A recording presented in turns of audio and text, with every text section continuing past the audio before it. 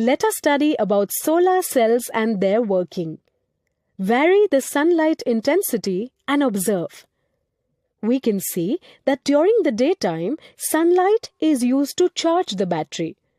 Now, change the sunlight intensity and observe. As the sunlight falls on solar cell, it is converted to electrical energy by the solar panels and stored in the battery. When the sunlight intensity becomes less, the battery discharges to glow the lamp. Let us study about individual solar cell working.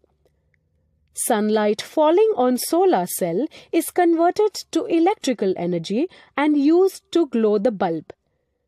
Change the sunlight intensity and observe. The bulb glows according to the intensity of sunlight. Sunlight falling on the solar cell releases electrons, which generates electricity from the solar cell.